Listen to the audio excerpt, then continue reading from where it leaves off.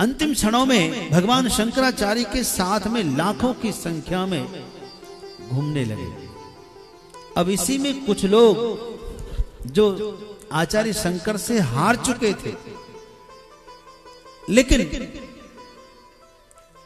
कहते ना कि रस्सी जल जाती लेकिन उसकी ऐंठ नहीं जाती। ये हारे तो थे लेकिन हार स्वीकार नहीं किया था, बल्कि उल्टा पूजा करवाने के चक्कर में लाल कपड़ा पहन के शंकराचार्य के साथ हो गया। ऐसे बहुत लोग थे शंकराचार्य के साथ यात्रा कर रहे थे, जगह जगह पूजा भेंट सब ले रहे थे। भगवान शंकराचार्य ने सोचा कि ये तो गलत है, हमारे जाने के बाद ये लोग गलत करेंगे, जनता पर इसका दुष्परिणाम होगा, लोग इसी को आदर्श मान लेंगे, इसको अलग करना जरूरी है। तभी यात्रा के दरमियान शंकराचार्य ने देखा एक जगह शराब की भट्टी थी, शराब बनती है ना जहां, तो प्यास लगी थी। आचार्य शंकर ने कहा भाई प्यास से गला सूखा जा रहा है, कुछ पिला दो। लोगों ने कहा बाबा यहाँ पियोगे, यहाँ पानी नहीं है, यहाँ तो शराब है। बोले सब क्या फर्क पड़ता है, पिला दो।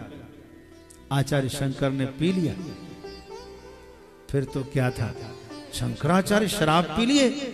उसको देख करके जो निष्ठित भक्त थे, जो नैष्ठिक शिष्य थे, वो तो समझ लिए गुरुदेव की ये लीला है, हमको नहीं करना है, हमें तो उनके उपदेशों पर चलना है। वो जैसा करे वैसा हम उनकी बराबरी नहीं कर सकते। लेकिन जो दूसरे जो भेड़ चाल में आए थे, भेड़ दसान में धसे हुए थे, आए हुए थे कपड़ा बदल के, उसने कहा अच्छा हम तो वही करेंगे भाई जो हमारे गुरु जी करते हैं, एकदम पृथक नैव आचरणीय, हम तो वही करेंगे, हमारे गुरु जी जो करते वही करेंगे। तो सबने, गुरु जी तो एक दो गिलास पियेंगे, उन्हें जी भर के पिया, खूब पिया, और शराब पी करके टगते टुकते गुरु जी के साथ चलने लगे। लोग कह रहे शराब पी शर्म, अरे शर्म पुण्य है, पुण्य है, गुरु जी जो करे वही करना चाहिए। अब तो लोग बड़े खुश थे।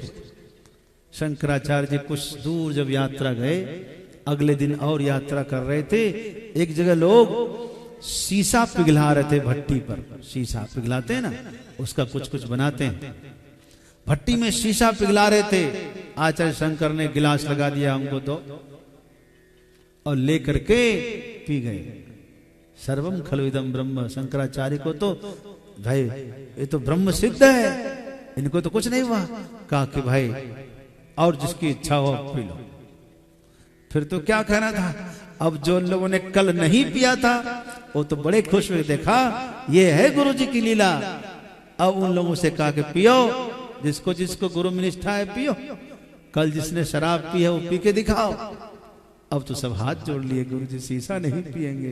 बोले तुम लोग पाखंडी हो, तुम मनमाना धर्म आचरण करोगे, निकलो निकलो यहां से, तुरंत मिल गया, अलग हो जाओ। उन सबको अलग कर दिया।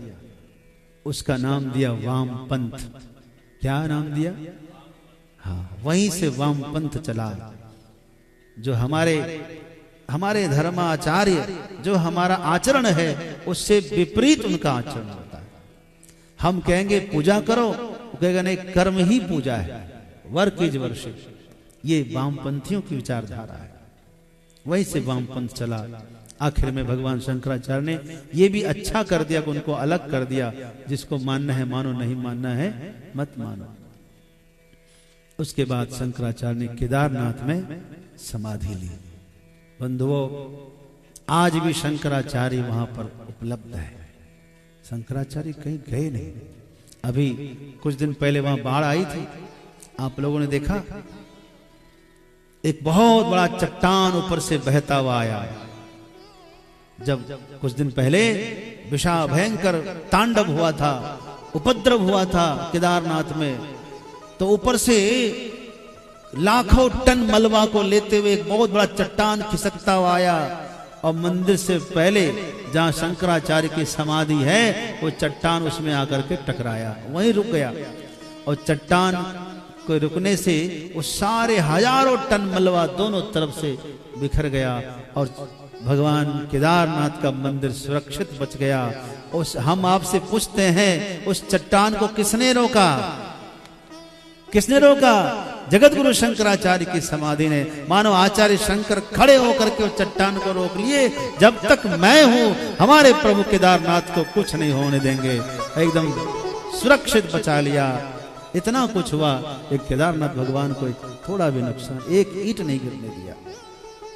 ऐसे जगत गुरु शंकराचार्य को हम लोग बारंबार प्रणाम करते हैं, शत शत वंदन करते हैं, जिन्होंने 4 मठों की स्थापना, 4 धामों की स्थापना करके जगत के कल्याण के लिए अनेक कार्य किए। पुनः पुनः प्रणाम करके हम अपनी वाणी को विराम देंगे।